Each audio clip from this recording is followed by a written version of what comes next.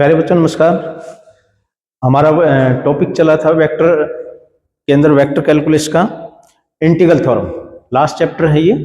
तो इसके बारे में हमने 3 टॉपिक्स के बारे में बताया था कि इसमें 3 टॉपिक्स कौन कौन से पढ़ने हैं। 3 टॉपिक्स कौन से हैं? Gauss divergence theorem, Stokes theorem और ग्रीन थ्योरम। तो गॉस डाइवर्जेंस थ्योरम के बारे में हमने बताया था। तो उसका टॉपिक के 2 क्वेश्चन हो चुके थे, तो हम उन क्वेश्चनों को थोड़ा सा आगे और बढ़ाते हैं। देखिए क्वेश्चन हम लेते हैं सेकंड क्वेश्चन कि find Y square Z square I plus में Z square X square J plus में जेड स्क्वायर वाई स्क्वायर और के और डॉट में एन कैप डी एस, ये फाइंड आउट करना है। और जहां पर ये एस लिखा हुआ है सरफेस है जो धरातल है, उसके बारे में भी बता रहा है।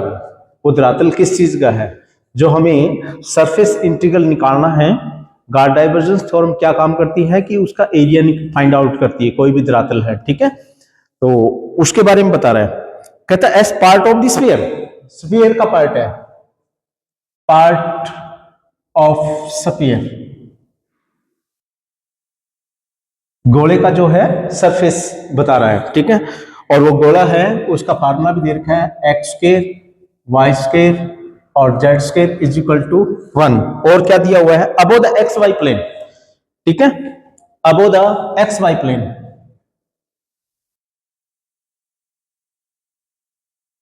एक्स वाई प्लेन मतलब क्या हुआ?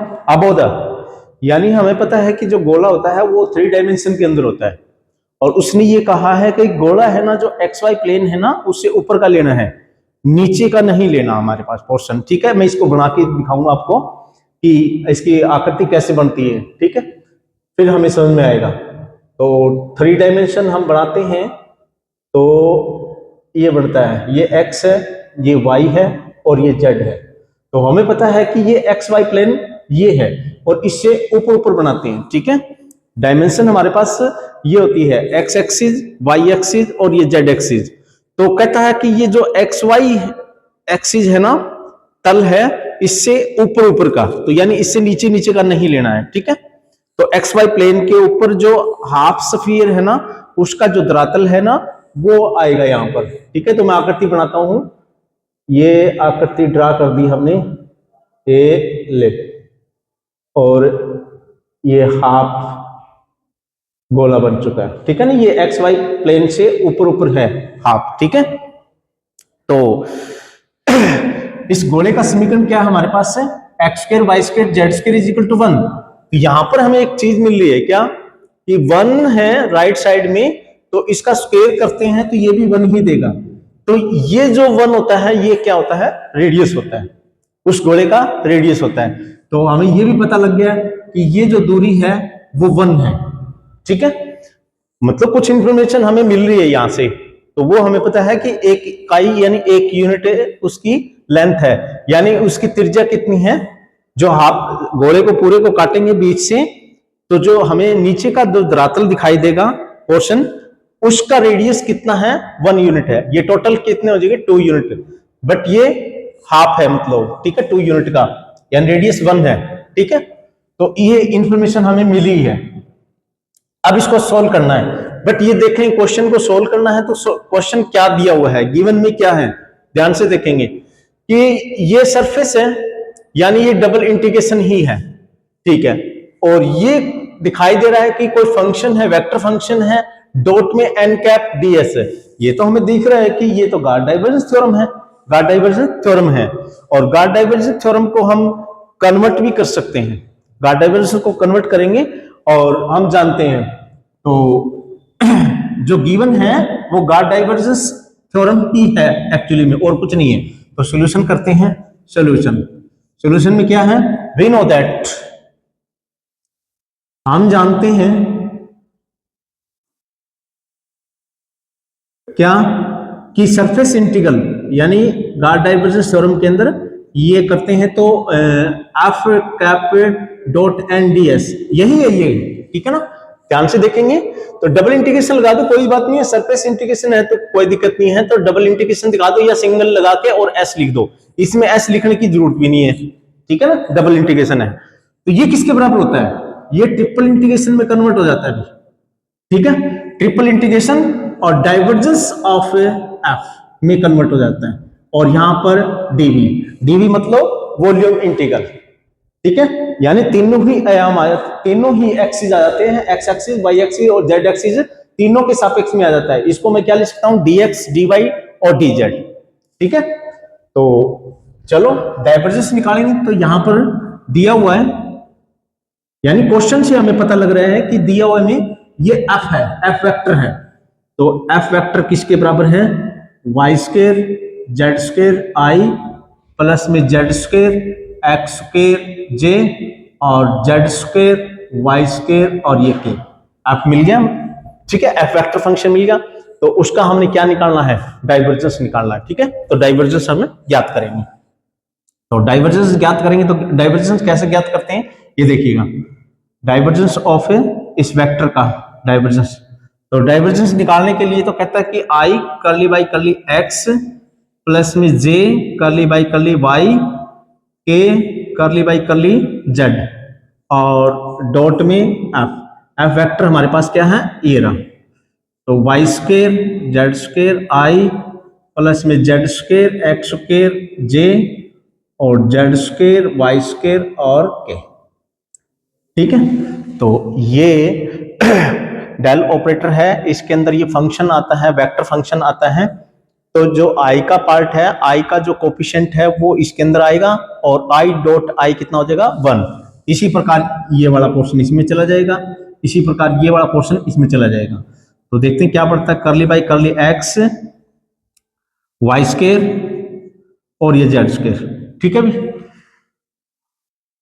प्लस में और जे डॉट जे, ये हमारे पास क्या बन जाएगा, ये हमारे पास से 1 बन जाएगा और कर्ली बाई कर्ली वाई और Z square X square plus में के डॉट के, डॉट है बीच में, ये तो 1 बन जाए और कर्ली बाई कर्ली जेड और जेड स्क्वायर और वाई स्क्वायर, ठीक है भी। इतनी बात समझ में आ गई। ये डाइवर्जेंस का फार्मूला हमें कर चुके हैं लास्ट सेकंड चैप्टर में, यानी इस बुक का सेकंड चैप्टर है ना, उसमें डाइवर्जेंस टॉपिक था सेकंड, ठीक है। तो वहां से हम पढ़ चुके हैं। अब यहां पर हमें पार्शियल डेरिवेटिव निकालना। पार्शियल डेरिवेटिव का मतलब होता है कि कोई फंक्शन 2 या 2 से अधिक चरों का है, उसका किसी एक चर के सापेक्ष में, एक वेरिएबल के सापेक्ष में डेरिवेटिव करते हैं, तो वो उसी के सापेक्ष में करते हैं और बाकी जो वेरिएबल होते हैं वो कांस्टेंट माने जाते हैं, ठीक है। तो x के सापेक्ष में करेंगे तो x का तो है ही नहीं यहां पर फंक्शन, तो ये क्या हो जाएगा, 0 0, और ये क्या हो जाएगा, ये भी 0 हो जाएगा, क्योंकि इसमें y वेरिएबल है ही नहीं, y चर है ही नहीं, तो ये भी 0। प्लस में अब इसका z के सापेक्ष में है, हाँ z है, y स्क्वायर क्या है, कांस्टेंट, तो y स्क्वायर कांस्टेंट है और z स्क्वायर का डेरिवेटिव 2z, तो ये हमारे पास क्या बन जाएगा, डाइवर्जेंस 2z y स्क्वायर, ठीक है भी, 2z y स्क्वायर। dv क्या है, आल्सो dv dx dy और dz, तो यहां पे पुट कर देंगे। तो ये हमारे पास, यानी यहां पर क्या है, यही है क्वेश्चन, यानी ये क्वेश्चन इससे मेल खा रहा है, ठीक है। एफ की जगह कितना है, ये है डॉट एंड कैप और ds, तो ये तो हमें पता है कि गार्ड डाइवर्जेंस थ्योरम है और गार्ड डाइवर्जेंस थ्योरम को हमें इस तरह लिख सकते हैं, ठीक है ना, तो इसका प्रयोग कर रहे हैं हम, ठीक है। तो ये क्या बन जाएगा, ट्रिपल इंटीग्रेशन डाइवर्जेंस हमने क्या निकाला है, 2z y स्क्वायर, और dv की जगह हमें पता है क्या होता है, dx dy dz, dx dy और dz, ठीक है। चलिए अब बस क्या रह गया हमारे पास, लिमिट निकालनी हो रहेगी, बस लिमिट का पोर्शन हो रहेगा, क्योंकि हमें पता तीनों वेरिएबल के सापेक्ष में है, तो ट्रिपल इंटीग्रेशन है, तीनों की लिमिट यहां पर आएगी, ठीक है। तो लिमिट हम कैसे निकालेंगे, अब इस आकृति को देखते हैं।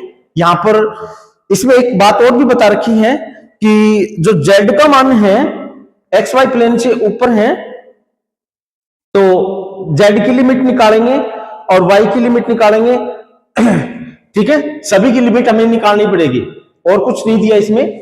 कई बार दे देता है कि भी z की लिमिट दे रखी है और x y की हमें निकालनी होती है।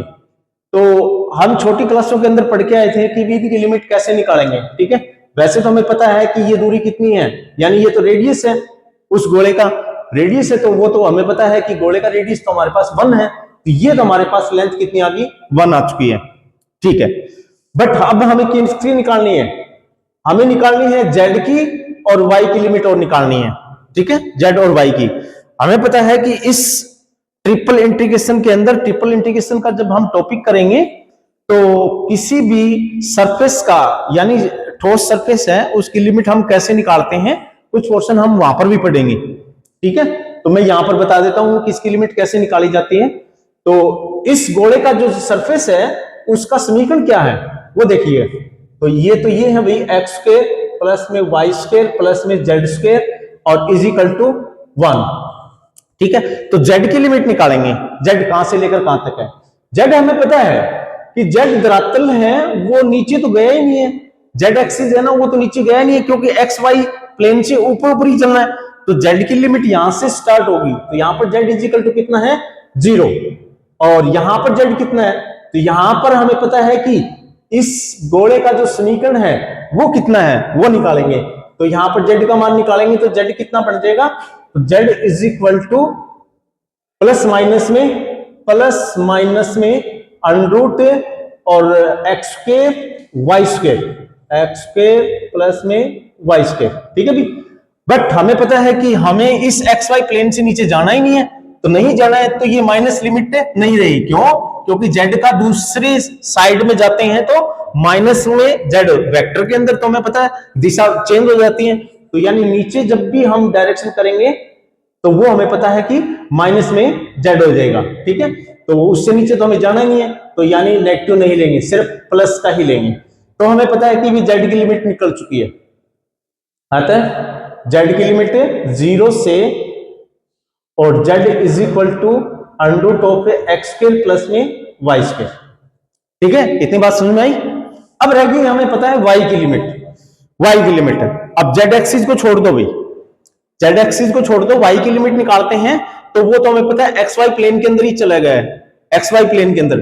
तो z कहां से लेकर कहां तक है, z का मान नहीं सॉरी y का मान कहां से लेकर कहां तक है, y का मान यहां से लेकर और यहां तक है, और हमें पता है कि पीछे भी जाएगा, क्योंकि हमें पता है कि एक्स वाई प्लेन के अंदर जो y है वो एक कॉर्नर से दूसरे कॉर्नर तक, यानी उसका डायमीटर तक चलेगा। ठीक है, तो यानी इसको थोड़ा सा पीछे बढ़ाएंगे और यहां तक, तो जितनी दूरी ये है इतनी दूरी ये है, तो यहां पर इतनी ये z का मान निकाले, y का मान निकालेंगे तो ये नेगेटिव हो जाएगा, बस इतना ही फर्क पड़ेगा।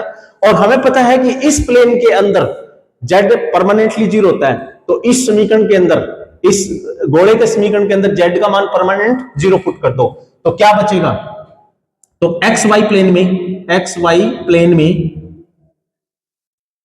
z परमानेंट 0 होता है, तो ये क्या बन जाएगा, एक्स स्क्वायर प्लस में Y square is equal to 1, यानी वो सर्कल का समीकरण रह जाएगा। हमें पता है कि भी जो कोई कटोरा है उसको आप उल्टा कर देते हैं तो नीचे हमारे पास जो धरातल दिखाई दे वो एक सर्कल सा टाइप का दिखाई देगा। ठीक है, तो उसका समीकरण ये बच गया, उसका रेडियस भी यही है। तो y की लिमिट निकालेंगे, y की लिमिट निकालेंगे तो हमें पता है ये इधर चला जाएगा, तो यानी 1 माइनस में एक्स स्क्वायर और प्लस माइनस में।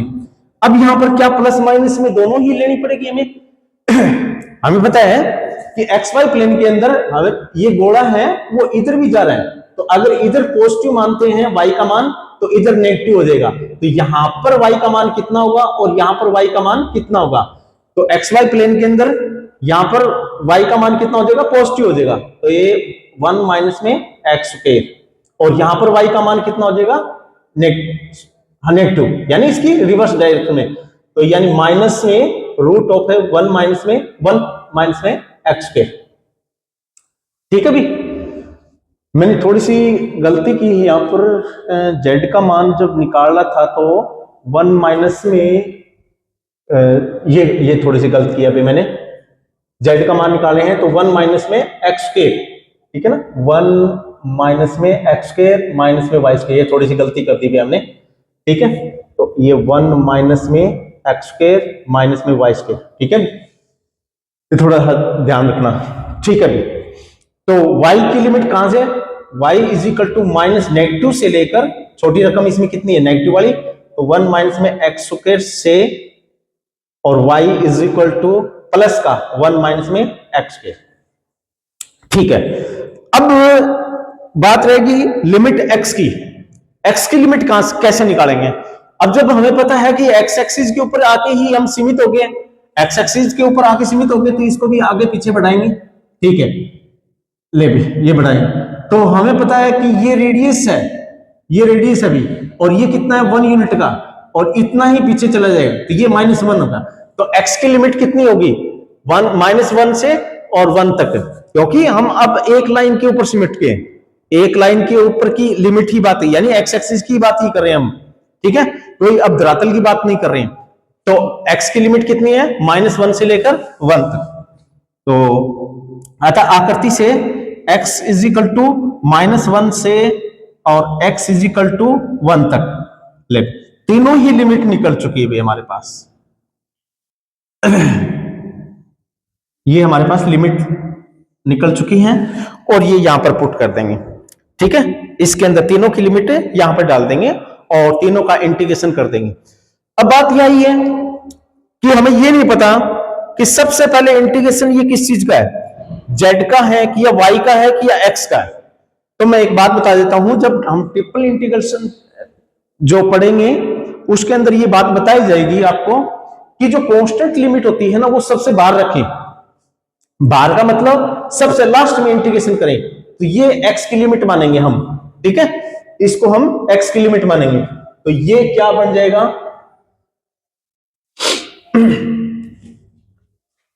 -1 से लेकर और 1 तक, और उसके बाद में हम चाहे y की लिमिट डालें या z की लिमिट डालें, वो इससे कोई फर्क नहीं पड़ता, बट थोड़ा सा ध्यान रखें कि जो वेरिएबल के अंदर लिमिट होती है ना, जो बड़ा वेरिएबल मतलब जिसमें वेरिएबलों की संख्या ज्यादा है, तो उसको सबसे पहले करें, ठीक है, और फिर कम होंगे उसके बाद में, और फिर लास्ट में कांस्टेंट का करेंगे। तो यहां पर z की लिमिट लिखेंगे 0 से लेकर, और z का मान कितना है √1 माइनस में एक्स स्क्वायर माइनस में वाई स्क्वायर, उसके बाद में y की लिमिट बच गई, और y की लिमिट कितनी है, माइनस में √1 माइनस में एक्स स्क्वायर से और √1 माइनस में एक्स स्क्वायर प्लस तक, ठीक है, और उसके बाद में यहां पर क्या है function 2z Y square, divergence 2 को निकाल सकते हैं, 2y z स्क्वायर, सॉरी कितना है z वाई स्क्वायर, ठीक है, और उसके बाद में क्या है dx डिवाइड dz। तो यहां पर z की लिमिट है तो dz लिख सकते हो, यहां पर y की है तो dy लिख सकते हो, और ये सबसे लास्ट में x की है तो यहां पर dx लिख सकते हो, ठीक है। अब हमें ये इंटीग्रेशन फाइंड आउट करना है। देखिएगा, जब भी ऐसे इंटीग्रेशन निकालते हैं तो फंक्शन हमें पता है मिक्सअप है z और y का, और z के सापेक्ष में करें तो y क्या रहेगा यहाँ पर कांस्टेंट है, क्योंकि ये बताया जाएगा वहां पर ट्रिपल इंटीग्रेशन जब हम पढ़ेंगे तो वहां पर सारी चीजें बताई जाएगी, ठीक है। तो ये थोड़ा सा पोर्शन आप याद रखिएगा। तो 2 -1 से लेकर 1 तक, और इंटीग्रेशन माइनस में √1 माइनस में एक्स स्क्वायर से लेकर और 1 माइनस में एक्स स्क्वायर तक, और अब ये इंटीग्रेशन करेंगे किसके रिस्पेक्ट में, z के रिस्पेक्ट में, z के रिस्पेक्ट में करेंगे तो कितना आएगा z स्क्वायर बाय में 2, और y स्क्वायर तो कांस्टेंट है तो ये y square as it is, ठीक है। और ये हमारे पास इंटीग्रेशन कंप्लीट हो चुका है इसका, और क्या बच गया dy बच गया और dx बच चुका है, और किसके इसकी लिमिट कितनी, z इज इक्वल टू 0 से लेकर z is equal to √1 minus में एक्स स्क्वायर माइनस में वाई स्क्वायर, ठीक है। देखिए अब हमें ध्यान रखना है कि जो लिमिट है z की है तो z की जगह ही रखना है y, और ये 2 तो कांस्टेंट है, और इस 2 को भी बाहर निकाल के इसको कैंसिल कर देंगे, तो ये क्या बन जाएगा भाई, -1 से लेकर और 1 तक 2 कैंसिल कर दिया, और वाई स्क्वायर को यहां पर निकाल सकते हैं अपन, वाई स्क्वायर को माइनस में एक्स स्क्वायर और √1 माइनस में एक्स स्क्वायर, और ये 2 कैंसिल हो गया, वाई स्क्वायर को भाई बाहर निकाल दिया, और अंदर लिमिट किसकी बच गई, सिर्फ जेड स्क्वायर की, जेड 0 से लेकर और रूट ऑफ 1 माइनस में एक्स स्क्वायर माइनस में वाई स्क्वायर तक, और डी वाई और डी एक्स। जेड की वैल्यू पुट करो, जेड की लिमिट यहां पर पुट करें तो ये क्या बन जाएगा, रूट माइनस में 1 से लेकर 1 तक, और माइनस में रूट ऑफ 1 माइनस में एक्स स्क्वायर से लेकर और रूट ऑफ 1 माइनस में एक्स स्क्वायर, और ये जेड की वैल्यू है, लिमिट है, अपर लिमिट, इसको यहां पर पुट करेंगे तो अनरूट कैंसिल हो जाएगा, क्या बचेगा, ये तो वाई स्क्वायर तो है ही, क्या बचेगा 1 माइनस में एक्स स्क्वायर माइनस में वाई स्क्वायर, ठीक है, क्योंकि रूट ये कैंसिल हो चुका है, जेड की वैल्यू ये वाली उठा के रखेंगे तो अनरूट से स्क्वायर कैंसिल हो चुका है। अब जीरो लोअर लिमिट पुट करेंगे, लोअर लिमिट पे तो जेड का मान 0 हो जाएगा, तो माइनस में 0 वो लिखने की जरूरत नहीं है, तो ये क्या बचेगा dy और dx। ठीक है भाई, यहां तक आपको समझ में आया होगा। अगर आपको कोई चीज समझ में नहीं आती है तो आप कमेंट करके बता सकते हो कि सर हमें यहां से कुछ समझ में नहीं आएगा, तो हम आपको रिप्लाई करेंगे, उसको सॉर्ट आउट करेंगे, ठीक है। -1 से लेकर 1 तक। अब हमें किसके रिस्पेक्ट में करना है, हमें पता है ये y की लिमिट है तो y की रिस्पेक्ट में ही करना है, ठीक है। तो एक काम करते हैं, इसको दो पार्टों में तोड़ देते हैं, कर ऐसे भी कर सकते हैं u इंटू वी फॉर्म वाला, तो इसको इसके साथ मल्टीप्लाई, इसको इकट्ठा रख लो, तो 1 माइनस में एक्स स्क्वायर और वाई स्क्वायर, और इसको इसके साथ मल्टीप्लाई करेंगे तो y की 4, इसका इंटीग्रेशन ज्ञात करना अभी, dy और ये dx, और ये लिमिट है माइनस में रूट ऑफ 1 माइनस में एक्स स्क्वायर और रूट ऑफ 1 माइनस में एक्स स्क्वायर, ठीक है भी।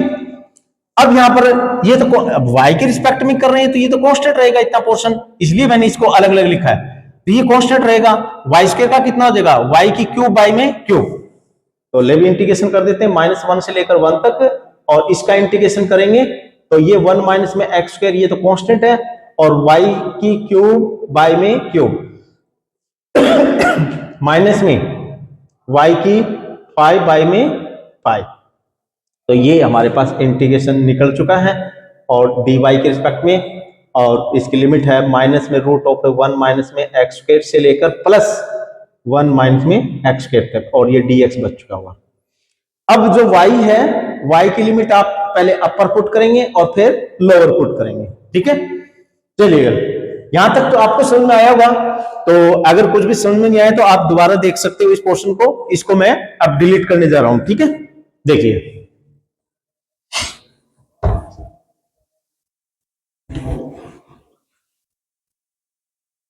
आगे क्या है, -1 से लेकर 1 तक है, और ये क्या बनेगा, अब हमें पता है कि y की वैल्यू कितनी पुट करनी है, अपर लिमिट पुट करनी है, रूट पुट करना है यहां पर, ठीक है, यानी ये चीज पुट करनी है यहां पर y की जगह, तो रखते हैं 1 माइनस में एक्स स्क्वायर, ये तो कांस्टेंट था, और y की वैल्यू कितनी पुट करेंगे, अंडरूट 1 माइनस एक्स स्क्वायर, और ये क्या होता है 1 माइनस एक्स की 1/2 भी लिख सकते हैं, 1/2 भी लिख सकते हैं, और उसकी पावर कितनी है 3, तो यानी 3/2 लिख सकते हैं भाई, ठीक है। इसको क्या लिख सकते हैं 1 माइनस में एक्स स्क्वायर की पावर 3/2, तो 1 माइनस में एक्स स्क्वायर की पावर 3/2, और नीचे कितना था 3 माइनस में, अब ऐसे इसको करें 1/5, और ऐसे ये भी तो सेम ही है, y की जगह कितना रखेंगे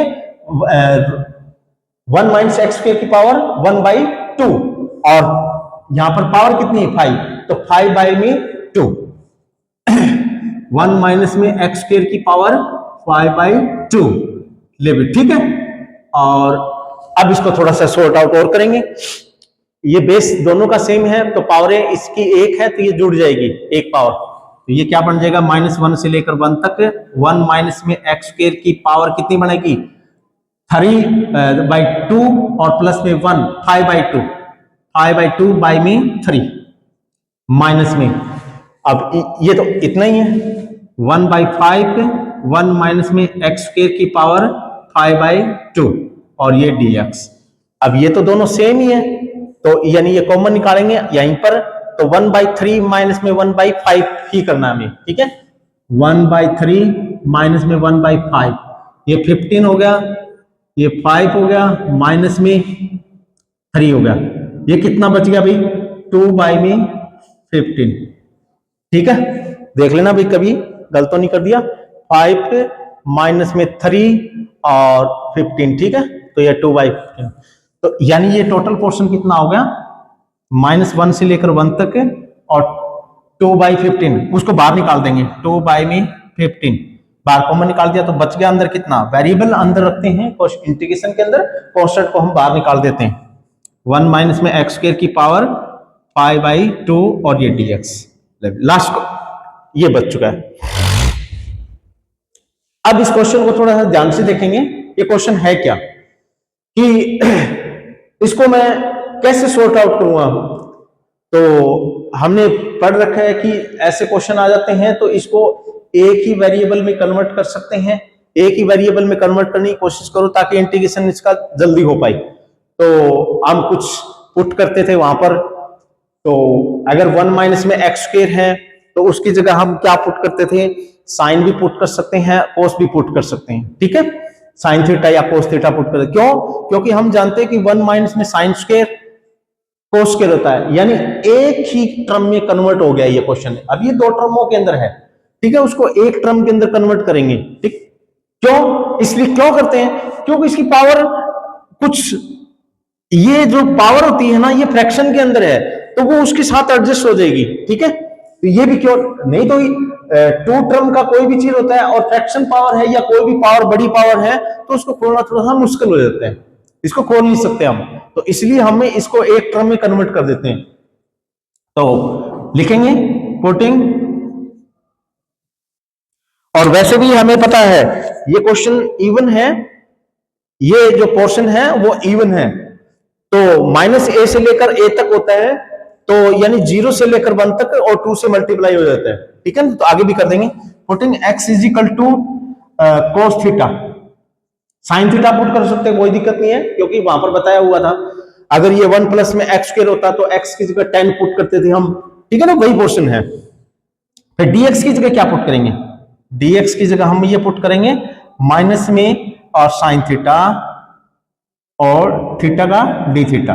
ठीक है, तो dx की जगह हम ये पुट कर देंगे और 1 माइनस में cos स्क्वायर, तो ये कितना बन जाएगा भाई 2/15 और -1 से लेकर और 1 तक, और ये 1 माइनस में cos स्क्वायर, 1 माइनस में cos स्क्वायर, x की जगह क्या पुट करना है cos थीटा, तो 1 माइनस में cos स्क्वायर थीटा, वो क्या होता है sin स्क्वायर थीटा, तो sin स्क्वायर थीटा की पावर कितनी होगी π/2, और dx की जगह क्या रखने जा रहे हैं माइनस के sin थीटा और d थीटा, और ये माइनस में बाहर लिख सकता हूं। बात आई समझ इतनी, ये आपको समझ में आ गया होगा।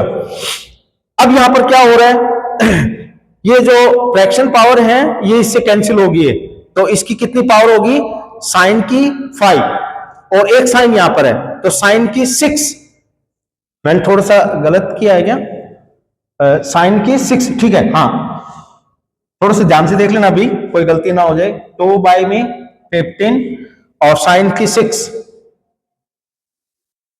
थीटा और ये d थीटा, और इंटीग्रेशन -1 से लेकर, हाँ अब यहां पर देखेंगे फंक्शन इवन है, फंक्शन इवन है। ठीक है, तो अगर इवन फंक्शन है तो -a से लेकर और a तक कोई भी लिमिट होती है तो उसकी हाफ कर देते हैं, तो 0 से लेकर a तक कर देते हैं और 2 से मल्टीप्लाई कर देते हैं, तो कर दो फिर, तो 2 से मल्टीप्लाई करेंगे तो ये 4 हो जाएगा, माइनस का 4/15 और 0 से लेकर और 1 तक लिमिट हो जाएगी, 0 से लेकर 1 तक, और ये साइन की पावर 6 थीटा और d थीटा। अब थोड़ा सा काम हमारा ये रह गया, क्या, ये लिमिट है x की लिमिट चल रही थी और हमारे पास क्वेश्चन थीटा में आ चुका है, तो इसको लिमिट को थीटा में कन्वर्ट करो या फिर आप इसका इंटीग्रेशन निकालकर और उसको वापसी x में कन्वर्ट करो और फिर x की लिमिट ये काम करेगी। ठीक है, ये थोड़ा सा आपने ध्यान रखना है। चलिए अब इसको हम आगे पोर्शन को करते हैं। भाई ये तो भाई सिंपल है, बात है कि भी हम इंटीग्रेशन निकालें, इंटीग्रेशन हमें निकालना आता है, कोई बात नहीं, माइनस में 4/15 इंटीग्रेशन है 0 से लेकर 1 तक, और साइन की 6 थीटा, 6 और थीटा और डी थीटा, ये इंटीग्रेशन निकालना है। लिमिट को भी चेंज करना है, तो लिमिट और चेंज कर देते हैं हम, साथ के साथ लिमिट चेंज कर देते हैं। क्या ये लिमिट x की है, x का मान 0 है तो कोस का मान कितना हुआ, x का मान 0 है तो कोस 0, इफ एक काम कीजिएगा, वापसी कन्वर्ट रखो इसको, ठीक है, इसको 2 ही रहने दो, आप कंफ्यूज हो जाओगे फिर, और ये -1 ही रहने दो, ठीक है भी, आप कंफ्यूज हो जाओगे, आप बाद में कन्वर्ट कर लेना, ये -1 और ये 2 ही रहने दो, ठीक है भी। चल हाँ, अब क्या है, x का मान -1 है, x का मान -1 है, तो cos -1 कब होता है, cos -1 कब होता है, तो ये cos पाई के ऊपर होता है भी, ठीक है ना, cos पाई के ऊपर। ये एक मिनट,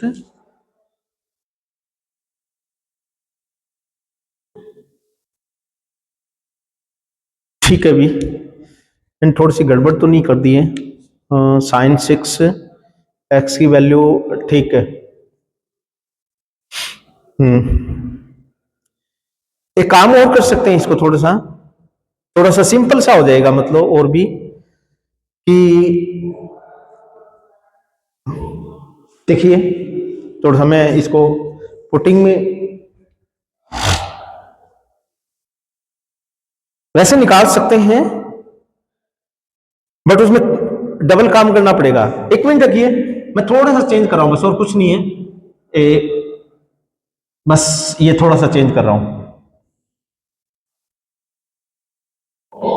थोड़ा सा, एक मिनट देखिए क्या, x की वैल्यू साइन थीटा पुट कर रहा हूं, क्योंकि ये निकालना थोड़ा सा आसान हो जाता है। x का मान साइन थीटा पुट करेंगे तो 1 माइनस में साइन स्क्वायर कितना होता है, कोस, ठीक है, बस बाकी यही रहेगा, जो साइन था वहां पर कोस आ जाएगा, बस और कुछ नहीं है। तो ये नहीं, कोस की पावर 5 और ये 5 थीटा, और फिर उसके बाद में x की जगह dx की जगह कितना आ जाएगा भाई, ये cos थीटा और d थीटा आ जाएगा, तो यहां पर cos थीटा और d थीटा बन चुका है, ठीक है। मैं कुछ नहीं किया मैंने, मैं x की जगह, क्योंकि थोड़ा सा इजी होता है कैलकुलेट करना, क्यों देखना तो ये कितना हो जाएगा, cos की 6 थीटा और ये d थीटा, ये भी इवन ही फंक्शन है, कोई दिक्कत नहीं है, वही है, मतलब भी देखो, थोड़ी सुविधा के लिए हम कर रहे हैं, थोड़ा सा मिस्टेक हुई है, मतलब कोई दिक्कत नहीं है, क्योंकि इसमें लिमिट निकालना थोड़ा सा इजी होता है, निकालने तो उसमें भी निकाल देंगे, बट उसमें इंटीग्रल का थोड़ा सा फार्मूला और लगाना पड़ता है, ठीक है। चलो अब क्या रह गया, लिमिट चेंज कर देते हैं, लिमिट चेंज और करते हैं, अभी लिमिट चेंज और करके देखते हैं।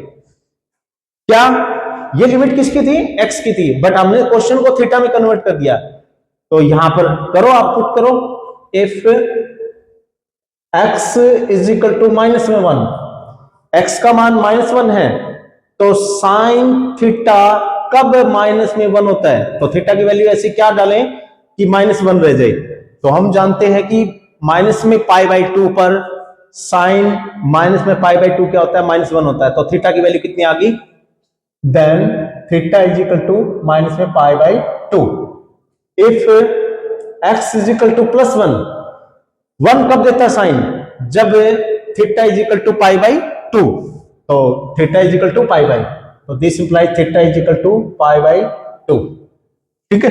तो ये क्वेश्चन किस में कन्वर्ट हो गया, माइनस का 2/15 और माइनस में π/2 से लेकर π/2 तक, और cos की पावर 6 थीटा और d थीटा, ठीक है, यहां तो हो चुका। अब ये इवन फंक्शन है, तो -a से लेकर और a तक लिमिट होती है, तो हम जानते हैं कि इसके आधा मिड पॉइंट क्या होता है, 0 से लेकर π/2 तक कर दो, हमें फार्मूला पता है कि -a से लेकर a तक fx dx किसके बराबर बन जाता है, 2 और इसके मिड में लिमिट क्या होती है 0, यानी -a से और a के बीच में मिड पॉइंट क्या होता है 0। तो 0 से लेकर और a तक यहां पर कर देते हैं, तो आधा पोर्शन ये रह गया, आधा ये रह गया, ठीक है। तो डबल हो गया fx और dx। बट ये कब होता है, बात ये भी तो है, ये कब होता है जब फंक्शन fx इवन हो, यानी सम फंक्शन हो। हमें बताया ये सम फंक्शन है, थीटा की जगह माइनस में थीटा पुट करेंगे तो cos 6 थीटा ही आएगा, तो इवन फंक्शन था तो ये कर सकते हैं, ताकि हमें डबल लिमिट ना निकालना पड़े, ठीक है। तो ये क्या बन जाएगा, 2 बार आ गया 2, ये 4, माइनस में 4 बाई में 15, और ये लिमिट 0 से लेकर पाई बाई 2 तक, और cos 6 थीटा और d थीटा। अब इसको हमें सॉल्व करना है। अभी एक प्रमेय पढ़ी थी हमने, डी मूवियर्स, उसने ये बताया था, ये फार्मूला आप नोट कीजिएगा, आगे भी पढ़ेंगे हमें इसके बारे में, जब इंटीग्रल कैलकुलेट करेंगे तब उसके अंदर ये पढ़ेंगे फार्मूला। बीटा गामा फंक्शन है, वहां पर भी हमें इस पोर्शन मिलेगा, तो वहां पर ये फार्मूला पढ़ेंगे। मैं पहले लिखवा देता हूं क्या, कि कोई भी इंटीग्रेशन 0 से लेकर पाई बाई 2 और कोस की power n theta d theta, sine भी हो सकता है, कोई जरूरी नहीं है, यहां पर कोस हो या साइन हो, दोनों का फार्मूला सेम होता है, ठीक है। 0 से पाई बाई 2 होना जरूरी है, और कोस की power n theta d theta, तो इसका फार्मूला क्या होता है मैं लिखवा देता हूं। देखो ये n के ऊपर है, और n कोई नंबर मिलेगा पॉजिटिव धनात्मक नंबर होना चाहिए, ठीक है। तो ये n a कम कर दो, उसके बाद में फिर क्या करोगे, एक n कम कर दो, n माइनस में 2, n माइनस में 3, n माइनस में 4, n माइनस में 5, इनको ब्रैकेट में लिखो और चलने दो। लास्ट में ये चलता जाएगा, लास्ट में 1/2 आएगा या 3/2 आएगा, ठीक है।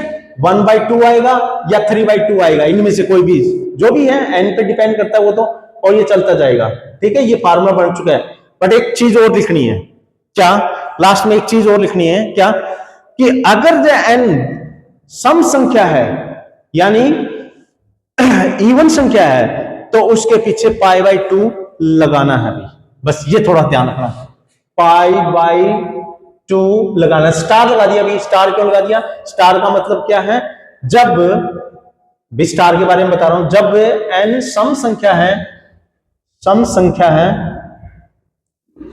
तो पाई बाई 2 लगाना है, यानी मल्टीप्लाई में, और जब n विषम है,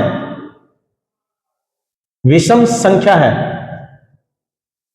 तो पाई बाई 2 नहीं लगाना।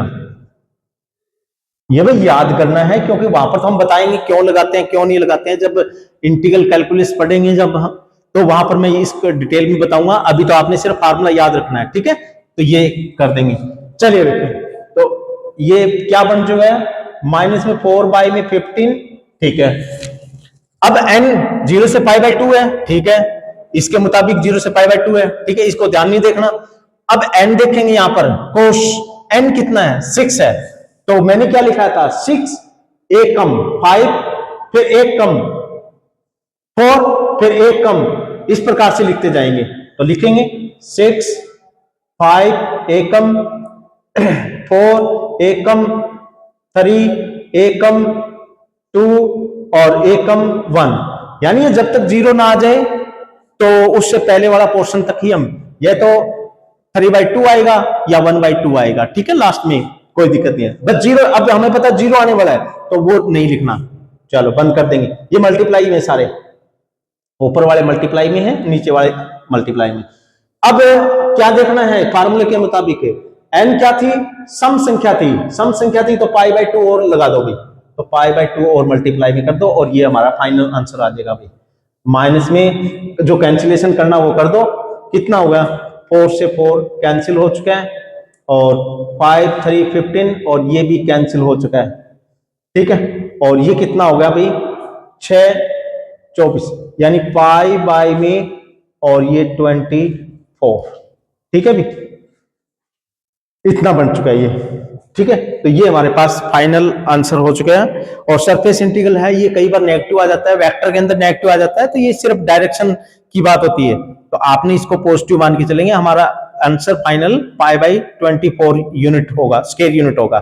ठीक है, नेगेटिव के ऊपर आप ये मत सोचना कि भी ये नेगेटिव हो रहा है तो यानी नेगेटिव कभी सरफेस इंटीग्रल नहीं होता, तो ये वेक्टर की वजह से हो रहा है। ठीक है, तो ये हमारे पास फाइनल आंसर है। चलिए नेक्स्ट क्वेश्चन करके देखते हैं।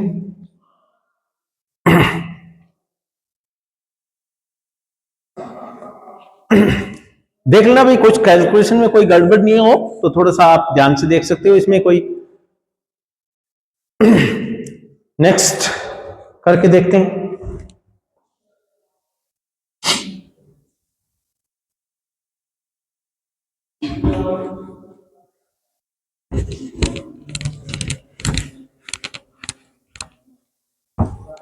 इसकी कैलकुलेशन थोड़ा दोबारा करना, मेरे को थोड़ा सा डाउट है इसमें कि इसमें 2 और आएगा, मतलब कैंसिलेशन और होगा इसमें शायद।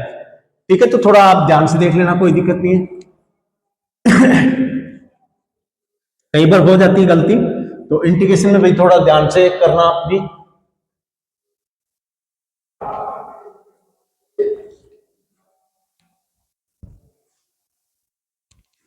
एक एग्जांपल और लिखते हैं।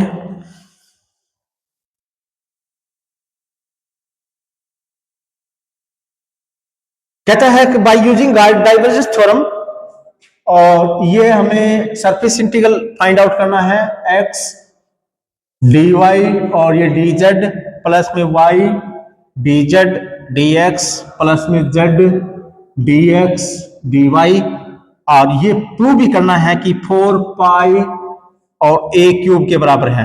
ठीक है, सरफेस के बारे में, ये सरफेस यानी ये जो डबल इंटीग्रेशन निकाल रहे हैं तो सरफेस इंटीग्रल निकाल रहे हैं, सरफेस का एरिया निकाल रहे हैं हम, तो यानी दोनों ही लिमिट हमें जरूरत पड़ेगी। तो धरातल क्या है वो उसके बारे में बता रहा है। धरातल क्या है, यही गोला ही है, स्फीयर ही है, एक्स स्क्वायर वाई स्क्वायर और जेड स्क्वायर और इजिकल टू ए स्क्वायर, यानी हमें पता है ये गोला है तो ये इसका रेडियस है। ठीक है ना, ये स्टैंडर्ड फॉर्म लिख रखी गोले की समीकरण, तो ये क्या है, रेडियस है। चलिए बस इतना ही दे रखा है और कुछ नहीं दे रखा है। चल, यानी ये सरफेस इंटीग्रल निकालना है, तो यानी सॉल्यूशन निकालते हैं तो इसको थोड़ा सा ध्यान से देखिए ये एक्चुअली में है क्या, क्योंकि इसको हमें थोड़ा सा ध्यान से देखना पड़ेगा। तो सरफेस इंटीग्रल देखिए, जब हम गॉस डाइवर्जेंस थ्योरम करते थे तो उसका जो कार्तीय रूप है, कार्टेशियन फॉर्म है, वो रूप इन्होंने लिखा हुआ है, ध्यान से देखेंगे तो, यानी उसका कार्टेशियन फॉर्म लिखा हुआ है। ठीक है, तो देखिए मैं थोड़ा सा लिख ही देता हूं, पहले इसको सोल्व करने से पहले लिख कर देता हूं। हम जानते हैं कि गॉस डाइवर्जेंस थ्योरम क्या होती थी, सरफेस इंटीग्रल एफ डॉट में एन कैप डीएस, या फिर और क्या होता था, इसको थोड़ा ध्यान से देखिए, ये क्या और भी क्या होता था, इसको लिखते थे डीएस को dx dy dy dz dz dx. ठीक है, अलग अलग कंपोनेंट में तोड़ते थे तो वो भी लिख देंगे। या फिर ये क्या होता था, ट्रिपल इंटीग्रेशन और divergence of F dx dy और डीजेड। एक रूप और होता था इसका एक रूप और होता था, क्या कि सरफेस इंटीग्रल और f1 dy dz प्लस में f2 और dy dx और ये dz प्लस में f3 dx और ये dy। ठीक है, यानी ये भी यही है, कार्तीय रूप है इसका, ये चीज। तो ये पोर्शन इन्होंने दिया हुआ है, देखो dy dz है, dy dz है, तो यानी ये f1 है वो किसके बराबर है, x के बराबर है, और ये f2 y के बराबर है, f3 किसके बराबर है, z के बराबर है, यानी कंपोनेंट फॉर्म है जो वेक्टर फंक्शन f होता है।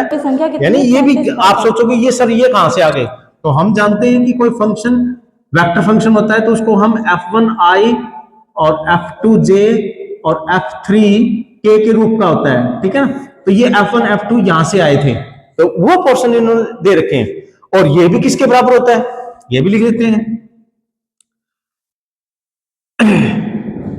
Triple integral. और इसको लिखने का जो तरीका क्या रहेगा, मैं एक काम करता हूं, एक काम करता हूं, इसको dx dy dz से ऊपर नीचे डिवाइड कर देता हूं, ठीक है, इसी पोर्शन को। तो इस सारे को dx dy dz से डिवाइड कर दो, उसी से मल्टीप्लाई कर दो। तो डिवाइड करेंगे तो dy और dz तो खत्म हो जाएगा, तो dx बच जाएगा ओनली, ठीक है। तो f1 dx प्लस में f2, या फिर इसको लिखने का जो तरीका है लाइट जाते वो क्या लिखेंगे, अगर ऐसे नहीं समझ आ रहा तो एक काम करते हैं, इसको x के सापेक्ष में डेरिवेटिव यहां पर कर देते हैं, dx dy और dz से ऊपर नीचे, और ये ले भी थोड़ा सा समझ में आ जाए, dx dy और dz, ठीक है, आपको समझ में आ जाएगा ये क्या बन रहा है, ठीक है। चलो इसको इसके नीचे लिखेंगे, इसको इसके नीचे लिखेंगे, इसको इसके नीचे लिखेंगे, तो इसके नीचे लिखेंगे तो dy और dz पोर्शन खत्म और ये बच जाएगा, ठीक है। तो यानी ये डेरिवेटिव क्या बचेगा, डेरिवेटिव ऑफ ए और dx ओनली, ठीक है, प्लस में f2 f1 है, कल f2 या फिर डेरिवेटिव ही बोल दोगे आप, और dy, और ये क्या बनेगा अभी, df3 और dz, और dx dy और dz, ठीक है, ये बन चुका है। अब ये फंक्शन f क्या था, तो f को ध्यान से रखेंगे तो यानी f क्या होता है, f1 i प्लस में f2j, बट ये f1 f2 f3 f1 f2 f3 जब इसको इससे कंपेयर करवाया था तो f1 की वैल्यू कितनी आ गई थी, x, ठीक है ना, तो xi, और ये f2 की वैल्यू कितनी आई थी, y, तो xi yj और zk है, तो f1 कितना है, x है, f2 कितना है, y, f3 कितना है, z है, ठीक है, ट्रिपल इंटीग्रेशन, और f1 कितना है, x का x के सापेक्ष में डेरिवेटिव करेंगे तो 1, तो ये 1 आ गया, और ये भी 1 और ये भी 1, और ये कितना है, dv है वैसे तो, चल अब ये कितना होगा, 3 कांस्टेंट है, तो कांस्टेंट को बाहर निकाल देंगे, और बाहर निकाल देंगे तो dv, और इसके बारे में मैंने बताया था लिमिट की जरूरत नहीं पड़ेगी, यानी जो वो धरातल था, यानी जो वो सॉलिड स्फीयर था उसका वॉल्यूम निकालना है, तो अगर उसका रेडियस हमें पता लग जाए तो हम वॉल्यूम निकाल सकते हैं, हमें लिमिट की जरूरत नहीं पड़ेगी यहां पर डायरेक्ट, क्यों, फंक्शन तो है ही नहीं, यहां पर यूनिट फंक्शन है, यूनिट फंक्शन है तो हमें जरूरत नहीं पड़ती फिर उस फंक्शन की, फिर उस धरातल के बारे में पता होना चाहिए, यानी ये धरातल है किस चीज का, तो वो तो गोले का है, तो गोले का धरातल है, तो वो उसका वॉल्यूम निकालना है, उसका वॉल्यूम किसने के बराबर होगा, 3, तो गोले का वॉल्यूम किसके बराबर होता है, 4/3 पाई r, r रेडियस उसका कितना था, रेडियस हमें पता है a था, और उसका कितना है, क्यूब, तो a की क्यूब, तो 3 से 3 कैंसिल हो गया, तो ये कितना बन गया, 4 पाई a क्यूब यूनिट, ठीक है भी, तो ये उसका सरफेस एरिया बन चुका है जो गोला था हमारे पास, ठीक है। तो बाय यूजिंग गॉस डाइवर्जेंस, अब बच्चे सोचेंगे सर इसकी जरूरत ही नहीं थी, ठीक है, इसकी जरूरत ही नहीं थी, तो गोले का सरफेस एरिया तो हमें पता है कि 4 पाई a क्यूब होता है, तो हम क्यों इतना, बट उन्होंने क्वेश्चन के अंदर मेंशन किया हुआ है by using Gauss divergence theorem, ठीक है, तो ऐसे एग्जाम में देगा आपको, ये तो वैसे एक लाइन 1 लाइन क्वेश्चन था भी, ठीक, बट हमें तो कुछ क्वेश्चन के अंदर डाइवर्जेंस थ्योरम का प्रयोग करना था, और उसकी हेल्प से हमें इसका सरफेस इंटीग्रल निकालना था, ठीक है। आगे देखिएगा, 1-2 क्वेश्चन और देखते हैं। हाँ, ये जो एग्जाम्पल नेक्स्ट है ये इंपॉर्टेंट है, कई बार परीक्षा के अंदर पूछ लिया जाता है, कहता V वॉल्यूम है enclose by surface S, V तो वॉल्यूम को डिनोट करता है, वॉल्यूम, अगले क्वेश्चन में ये दे रखा है कि V इज वॉल्यूम, यानी आयतन है, और किसका, कोई एक धरातल दे रखा है उसके द्वारा घिरा हुआ धरातल है, तो S क्या है, एक सरफेस है, धरातल है, भी शॉर्ट रूप में लिख रहा हूं क्वेश्चन को, और कुछ नहीं कर रहा, ताकि दोबारा दोबारा हमें देखने की जरूरत ना पड़े। क्या करना है, number 1, S N cap D S zero prove करना है, बी आर क्रॉस में एन कैप डी एस का सरफेस इंटीग्रल जीरो प्रूव करना है, सी पोर्शन कितना है एन कैप और डॉट में curl of F D S उसका सरफेस इंटीग्रल निकालना, वो भी जीरो प्रूव करना है, और डी पोर्शन हमारे पास क्या दे रखा है आर डॉट में एन कैप और डी एस और उसका भी सरफेस इंटीग्रल निकालना है, वो 3v के बराबर है। यानी ये जो v है पहले ही बता दिया था, v वॉल्यूम है किसी सरफेस का, ठीक है, s है ना वो सरफेस है कोई, वो हमें पता नहीं है वो आकृति क्या दे रखी है, बट हमें ये प्रूव करना है। चलो थोड़ी ध्यान से देखिए, इस क्वेश्चन को हम सोल्व करते हैं तो थोड़ी सी बातें हमें अलग से याद रखनी पड़ेगी भी इस क्वेश्चन के अंदर, ठीक है। तो वो क्या बात करी है, पहला एक क्वेश्चन लेते हैं, नंबर 1 सॉल्यूशन निकालते हैं फर्स्ट का। तो क्या find out surface integral of N cap ds find out करना है, ठीक है। बट हमें एक बात जानते हैं कि ये चीजें थोड़ी सी ध्यान से देखेंगे तो अगर हम सरफेस इंटीग्रल के अंदर कन्वर्ट करते हैं इस क्वेश्चन को तो वो किसके बराबर होता है, वो तो डाइवर्जेंस में कन्वर्ट हो जाता है। बट यहां पर हमें पता है कि एक फंक्शन नहीं दिया हुआ है, फंक्शन नहीं दिया हुआ है, तो वो फंक्शन नहीं है तो मेरे काम करते हैं, कोई चीज नहीं मौजूद है तो वो कांस्टेंट लेके आते हैं, ठीक है। उसको मैं 1 मिनट कांस्टेंट फंक्शन मान लेता हूं, तो वो यहां पर तो नहीं दे रखा भी, यहां पर तो है नहीं, तो मैं एक काम करता हूं, मैं अपनी तरफ से यहां से एक कांस्टेंट फंक्शन एफ ले आता हूं और उसको अंदर डालता हूं इस इंटीग्रेशन के अंदर, और फिर उसको फाइंड आउट करके निकालता हूं, फिर क्या बनता है देखते हैं। तो लेट्स सपोज एफ एक फंक्शन है और वो क्या है कांस्टेंट, कांस्टेंट ही लेना पड़ेगा, अभी जो चीज मौजूद नहीं है तो हमें उसको कांस्टेंट मान के चलेंगे, कांस्टेंट वेक्टर फंक्शन है, वेक्टर फंक्शन है, ठीक है। तो मैं ये फाइंड आउट करना हूं एफ और डॉट में एन कैप डीएस, लेट ये थोड़ी सी गलत है भाई, यहां पर डॉट नहीं है, यहां पर डॉट नहीं है, ये गलत लिखा हुआ है, बुक में भी गलत लिखा हुआ है, थोड़ा ध्यान रखना। मैंने जो ये पोर्शन था उसको मैंने एफ वेक्टर कांस्टेंट फंक्शन से मल्टीप्लाई कर दिया, तो तुम्हें इसको देखते हैं क्या बनता है, वेक्टर कांस्टेंट फंक्शन है, तो ये अगर कांस्टेंट है तो इसको इंटीग्रेशन के अंदर ले जा सकता हूं मैं, ठीक है ना, इंटीग्रेशन के अंदर ले जाऊंगा, तो ये क्या बनेगा इंटीग्रेशन एस और एफ डॉट में एन कैप डीएस, ठीक है। और ये तो हमारे पास सरफेस इंटीग्रल, यानी ये तो वो गाउस डाइवर्जेंस थ्योरम बन चुकी है, और गाउस डाइवर्जेंस थ्योरम किसके बराबर होती है, Gauss divergence theorem right side में, तो वॉल्यूम इंटीग्रल में कन्वर्ट कर देते हैं, तो वो हम जानते हैं ट्रिपल इंटीग्रेशन में कन्वर्ट कर देते हैं, तो डाइवर्जेंस ऑफ दिस फंक्शन और डी वी, ठीक है। यानी जो फंक्शन है उसका सिर्फ डाइवर्जेंस निकाल के ले आओ, क्या बनता है, नाउ डाइवर्जेंस ऑफ है एफ, तो डाइवर्जेंस ऑफ है आई करली एक्स जे करली वाई और के करली जेड और डॉट में एफ फंक्शन, ठीक है। वेक्टर फंक्शन है, ये भी कोई वेक्टर है f1 i प्लस में f2j, इस तरह मान सकते हैं, ये कांस्टेंट फंक्शन है, ठीक है। तो ये भी आप यहां पर लिख देते हैं, लेट्स सपोज f है f1 i f2j f3k, और ये वेक्टर क्या माना था हमने, कांस्टेंट माना हुआ है, तो ये पोर्शन भी कांस्टेंट ही है, ठीक है। तो डाइवर्जेंस निकालते हैं, तो इसको मैं लिख सकता हूं f की जगह f1 i f2j f3k, ठीक है।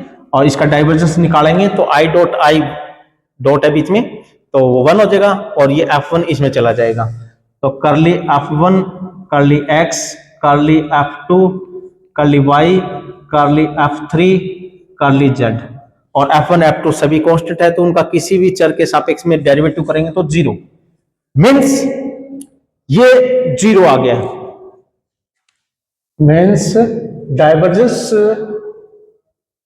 Of F dv is equal to 0, और ये 0 है, ये 0 है तो ये पोर्शन भी 0 होगा, और ये 0 है तो ये पोर्शन भी 0 होगा, तो दिस इंप्लाइज एफ डॉट में surface integral of N cap ds is equal to 0।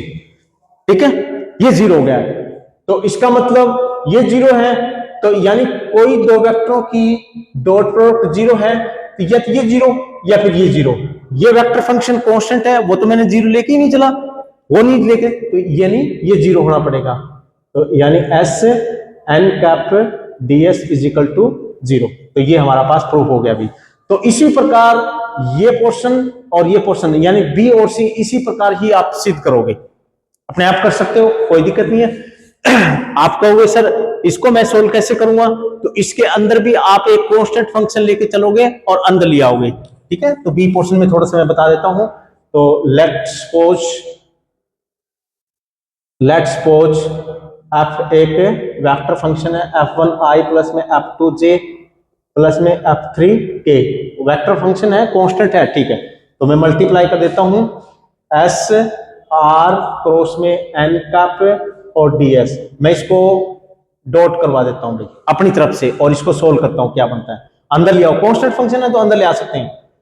तो s f डॉट में और r क्रॉस में n कैप और ds। ठीक है, अब हम जानते हैं कि ये जो डॉट और क्रॉस है इनको इंटरचेंज कर सकते हैं, कोई फर्क नहीं पड़ता।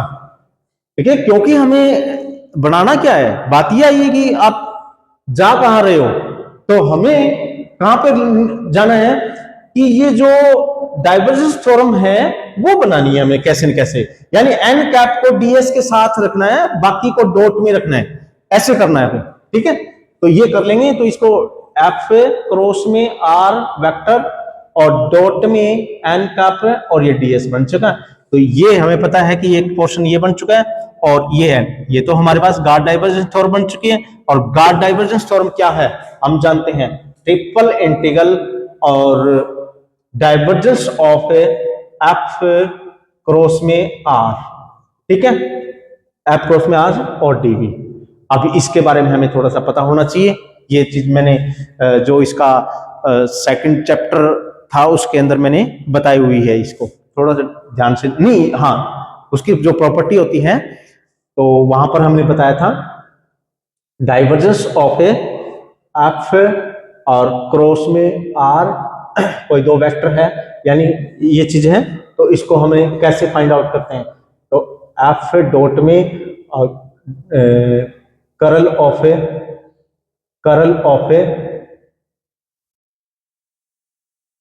सबसे पहले आर लिखते हैं और ये एफ माइनस में और फिर उसके बाद में एफ है और डॉट में और करल ऑफ है आर। ठीक है, ये चीज बना देते हैं। एफ कांस्टेंट है, कांस्टेंट का करल 0 हम जानते हैं, और आर वेक्टर है उसका करल निकालते हैं, तो वो भी वहां पर हमने पढ़ चुके हैं 0 है। ठीक है, 0 माइनस में 0 यानी 0, यानी ये पोर्शन कितना आ गया 0, ये 0 यानी ये 0, ये 0 यानी ये 0, ये 0 यानी ये 0। दिस मीन्स एफ डॉट में और सरफेस इंटीग्रल आर क्रॉस में N cap ds is equal to 0। और ये 0 तो हमें पता है कि दो डॉट प्रोडक्ट 0 है, या तो ये 0 या ये 0, बट फंक्शन तो कांस्टेंट लिया था वो तो 0 है ही नहीं, तो यानी ये पोर्शन 0। तो this means surface integral R cross में एन कैप और ds इज इक्वल टू 0, यही सिद्ध करना था। इसी प्रकार आप ये करोगे। ठीक है, इसमें हमें ऐसा करने की जरूरत नहीं है, इसको आगे पोर्शन को आगे लिखेंगे और इसको पीछे लिखेंगे, तो ये फंक्शन अपने आप में बन चुका है। और फिर उसका हमें क्या निकालना पड़ेगा, डाइवर्जेंस में कन्वर्ट कर देंगे, और डाइवर्जेंस ऑफ करल ऑफ एफ है ऑलरेडी 0, डाइवर्जेंस ऑफ करल ऑफ एफ है ऑलरेडी 0 भाई। ठीक है, तो इस प्रकार से हमें इसको सॉर्ट आउट करेंगे। और इसके अंदर भी क्या करना पड़ेगा, ये तो ऑलरेडी क्या बना हुआ है, ये तो ऑलरेडी ही गॉस डाइवर्जेंस थ्योरम बनी हुई है। फंक्शन जो वेक्टर फंक्शन है उसकी जगह आर वेक्टर दिया हुआ है, तो इसको मैं सॉर्ट करता हूं। ये तो ऑलरेडी ही डाइवर्जेंस बनी हुई है। डाइवर्जेंस को हम किस में, दूसरा रूप क्या होता है, उसका दूसरा रूप हम लिखेंगे डाइवर्जेंस एफ है ट्रिपल इंटीग्रल। ठीक है, तो मैं डी पोर्शन जब सोल्व करता हूं तो इसकी राइट हैंड साइड में ट्रिपल इंटीग्रेशन इसका राइट साइड लिखूं मैं ट्रिपल इंटीग्रेशन, और एफ की जगह कितना है आर, उसका क्या निकालना है divergence, divergence of R vector और डीवी, ठीक है भी। और डाइवर्जेंस आर वेक्टर जो होता है वो क्या होता है, ये देखो divergence of A R vector, तो आई करली बाई करली एक्स, जे करली बाई और के करली जेड, ठीक है। और आर वेक्टर क्या होता है एक्स आई वाई जे और जेड के, तो डॉट करवाएंगे तो यानी यहां पर x आ जाएगा और i डॉट आई 1, तो यानी 1 प्लस 1 प्लस में 1, यानी 1 प्लस में 1 प्लस में 1, यानी ये 3 यूनिट बन चुका है, यानी इसकी वैल्यू कितनी आ गई 3, 3 को बाहर निकाल देंगे तो this implies 3 triple integration dv, और हमें पता है कि ये वॉल्यूम है और ये 3 और ये वॉल्यूम, क्योंकि फंक्शन है ही नहीं, ठीक है। तो ये आपको समझ में आया होगा। तो इसके कोई एक दो क्वेश्चन और रहते हैं तो वो हम नेक्स्ट वीडियो के अंदर करेंगे भाई, ठीक है। तो एक दो क्वेश्चन ये बचेंगे आपके कि जो गार्ड डाइवर्जेंस थ्योरम है उनको वेरीफाई करना है। गार्ड डाइवर्जेंस थ्योरम को वेरीफाई करने का मतलब क्या होता है कि जो ये गार्ड डाइवर्जेंस थ्योरम जैसे ऐसे इस रूप की होती है तो लेफ्ट साइड अलग से सोल्व करनी है और राइट साइड हमें अलग से सोल्व करनी है, ठीक है। और फिर उनको हमें प्रूव करेंगे कि भी ये दोनों इक्वल है। और ये क्वेश्चन बड़े रूप में आता है कि जो आपका जो लेंथी क्वेश्चन होता है वही आता है, ठीक है। वेरीफाई करने का, वेरीफाई करने का मतलब यही होता है कि राइट साइड अपनी अलग निकालो और लेफ्ट साइड अलग, कन्वर्ट मत करो, डाइवर्जेंस में कन्वर्ट मत करो, और डाइवर्जेंस को सरफेस इंटीग्रल में मत कन्वर्ट करो, यानी ये अलग से निकालो, इनकी तीनों की लिमिट अलग से निकालो, इसकी अलग से लिमिट निकालो, ठीक है, और फिर उसको हमें वेरीफाई करना है, ठीक है। तो इस प्रकार से हम सॉल्व करेंगे और ये गार्ड डाइवर्जेंस थ्योरम का टॉपिक हमारा कंप्लीट हो जाएगा, ठीक है। Thank you. और